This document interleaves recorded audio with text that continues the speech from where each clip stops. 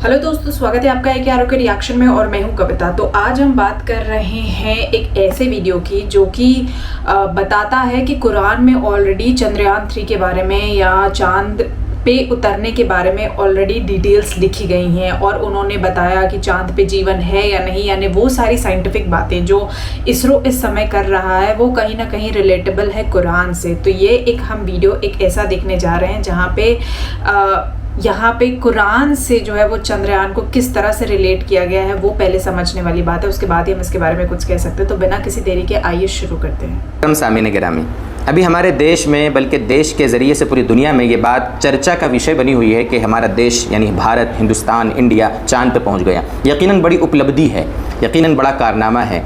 3 मुल्क इससे पहले अपनी सॉफ्ट लैंडिंग वहाँ कर चुके हैं, तो हमारा मुल्क चौथा है। ठीक है, अच्छी बात है, कारनामा है और हम मुबारकबादी देते हैं साइंटिस्टों को, इसरो के जो भी चीफ़ हैं और जो भी उसमें जिस मज़हब के भी, जिस कास्ट के भी जो भी लोग उसमें अगर काम कर रहे हैं और जो कुछ उन्होंने किया है, योगदान दिया है, हम सबको मुबारकबादी देते हैं। बहुत अच्छा काम किया, ठीक है, सारी चीज़ें।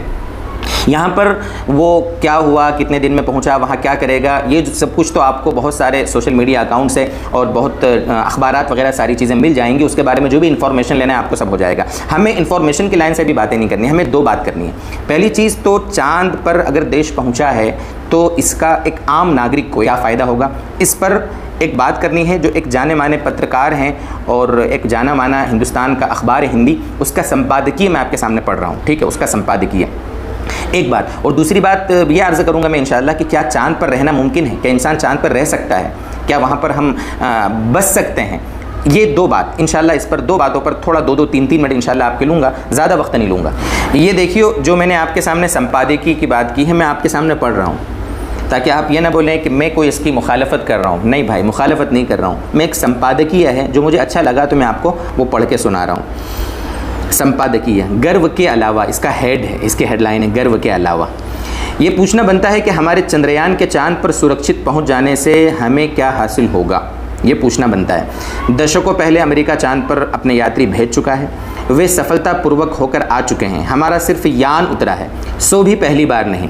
बताया जा रहा है कि 14 दिनों तक काम चलेगा, क्या काम चलेगा पता नहीं। चांद की सतह के फ़ोटो भेजे जाएंगे, चांद की मिट्टी का नमूना भी दुनिया के पास पहले से है और चांद की सेहत के फ़ोटो भी हैं। सेहत के बजाय ये शायद ये सतह होगा, सतह के फ़ोटो भी हैं।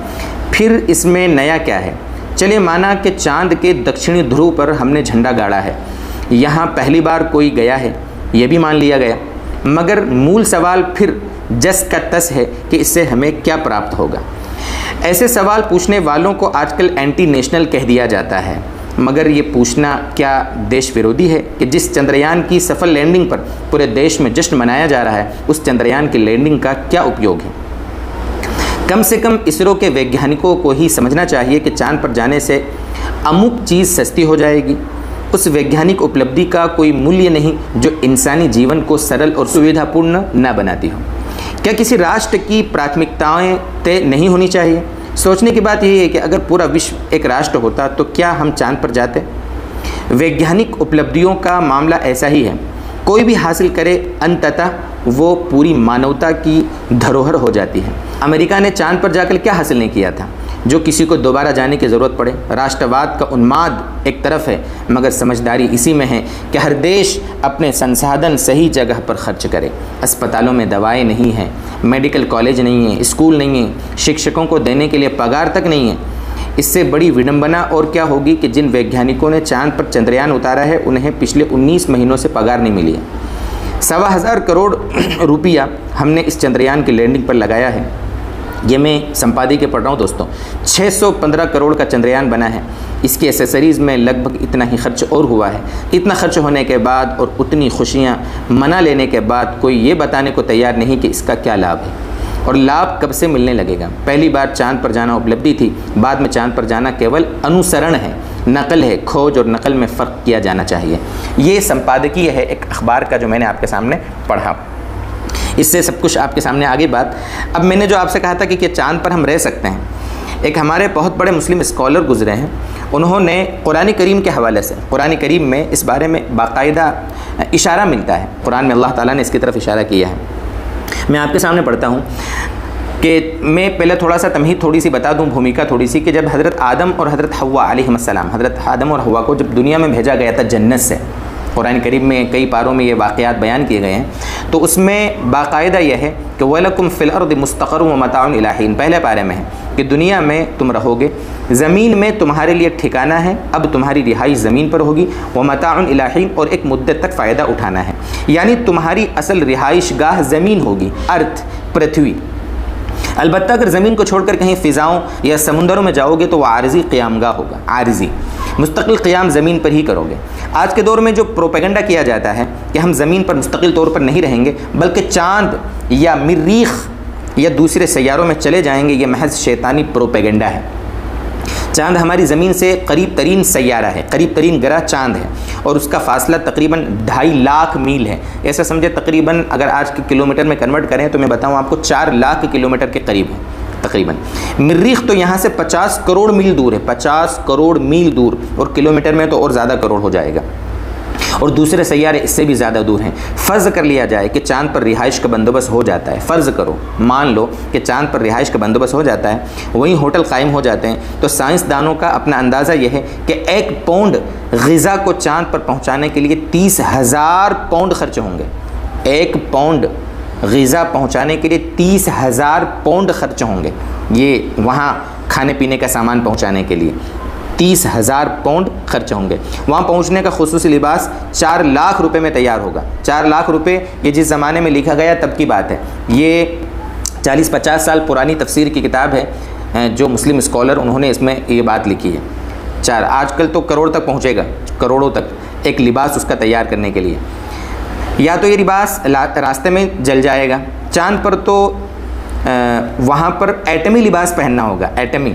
वहाँ की गर्मी की मिक़दार तकरीबन 40,000 सेंटीग्रेड है, जहाँ पर पानी तो क्या तांबा भी पिघलने लगता है। चाँद के एक तरफ गर्मी और दूसरी तरफ इतनी सर्दी है जिसका अंदाज़ा नहीं लगाया जा सकता।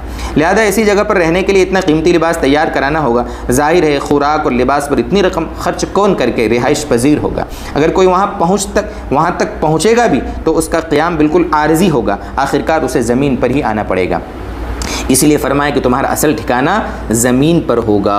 दूसरी जगह अल्लाह ताला फरमाते मिन्हा खलक़नाकुम व फ़ीहा नुईदुकुम व मिन्हा नुख़रिजुकुम तारतन उख़रा।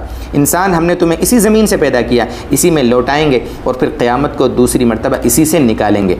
इसलिए यहाँ पर फरमाया कि आदम और हव्वा तुम यहाँ से ज़मीन पर उतर जाओ, एक ख़ास मुद्दत तक वही तुम्हारा ठिकाना होगी। तो दोस्तों बुज़ुर्गों, मैंने आपके सामने एक तफसीर का पेज पढ़ा है और एक संपादकीय पढ़ा है। इससे बहुत कुछ बातें आपके सामने क्लियर हो गई होंगी। अल्लाह करे कि अल्लाह ताला हमें हक़ सिखाए, हक़ समझाए और हक़ की पैरवी की तौफ़ीक़ दे। बातिल अल्लाह ताला हमें बातिल ही दिखाए और बातिल से अल्लाह ताला हमें बचने की तौफ़ीक़ अता फ़रमाए। व आखिरु दावाना अनिल हम्दुलिल्लाहि रब्बिल आलमीन। तो दोस्तों देखा आपने कैसे इन्होंने एक्सप्लेन करा और कुरान से पढ़ के बताया कि ऑलरेडी इसके बारे में मेंशन था कि हम चांद पे जाएंगे और चांद पे गए भी तो वहाँ से हमें वापस ही आना पड़ेगा। ये जो एक रिलीजन को यहाँ पे रिलेट किया गया है, प्लस वो जो संपादकीय इन्होंने पढ़ा यानी वो जो आर्टिकल पढ़ा जो कि जिस भी राइटर ने लिखा हो, मैं उसे कहना चाहूँगी कि ये क्वेश्चन करना बहुत बड़ी गलती है। आज की डेट में साइंस एंड टेक्नोलॉजी इतना आगे बढ़ रहा है और उसके बाद भी हमारे देश में ऐसे लोग हैं जो इस तरह के क्वेश्चंस कर रहे हैं कि इससे हमें क्या हासिल होगा। डेफिनेटली इससे हमें बहुत कुछ हासिल होगा, हम टेक्नोलॉजी के क्षेत्र में आगे बढ़ेंगे। और जो मुसीबतें हैं, जो पैरेलल चीज़ें चलती रहती हैं, वो तो अगर हम एक फैमिली का एग्जाम्पल लेके चलें कि फैमिली में सपोजिंगली कोई एक जॉब पर्सन कर रहा हो, ठीक है, और फैमिली में बहुत सारी प्रॉब्लम्स आती हैं। कभी कोई बीमार रह सकता है, कभी किसी को फाइनेंशियल प्रॉब्लम आ सकती है और बहुत सारी प्रॉब्लम्स होती है। बट इसका मतलब ये तो नहीं कि वो बंदा आगे बढ़ना या जॉब करना छोड़ देगा। ये सारी चीज़ें चलती रहती हैं, वो बंदा भी आगे बढ़ता रहता है। बाद में ऑटोमेटिकली जैसे जैसे आप आगे बढ़ते हैं, जैसे जैसे आप स्ट्रगल करते हैं, आपका टाइम अच्छा आता है और धीरे धीरे सारी चीज़ें अच्छी होती है। उसी तरह ये जो देश है ये हमारी एक फैमिली है और अगर किसी भी सेक्शन में, किसी भी सेक्टर में कोई तरक्की कर रहा रहा है तो इंस्टेड उसको अपलॉड करना चाहिए रेदर देन इस तरह के नेगेटिव रिमार्क्स पकड़ने की बात। और रही बात मुश्किलों की, परेशानी की, स्ट्रगल्स की, तो ये कोई नई बात नहीं है, ये कोई बड़ी बात नहीं है। चाहे वो इसरो रहा हो, चाहे वो एक आम आदमी रहा हो, इंसान दुनिया स्ट्रगल करके अपनी पहचान बना के ही आगे बढ़ा हुआ है, तो इसमें कोई दो राय करने वाली बात नहीं है। तो ये जो आर्टिकल के थ्रू ये एक्सप्लेन करने की और लिंक करने की कोशिश करी गई, कहीं ना कहीं ये गलत है, ठीक है। तो यहाँ पे मुझे इतना कहना है, आपका इस पे क्या कहना है या आपके इस पे क्या विचार है वो आप डेफिनेटली मेरे साथ शेयर कर सकते हैं। उम्मीद है आपकी ये इन्फॉर्मेशन और ये वीडियो पसंद आई हो, और इसी तरह वीडियो देखने के लिए चैनल को लाइक शेयर सब्सक्राइब ज़रूर करें। मैं मिलती हूँ आपसे अगले वीडियो में, तब तक के लिए अपना ध्यान रखें। जय हिंद, नमस्ते, सत श्री अकाल।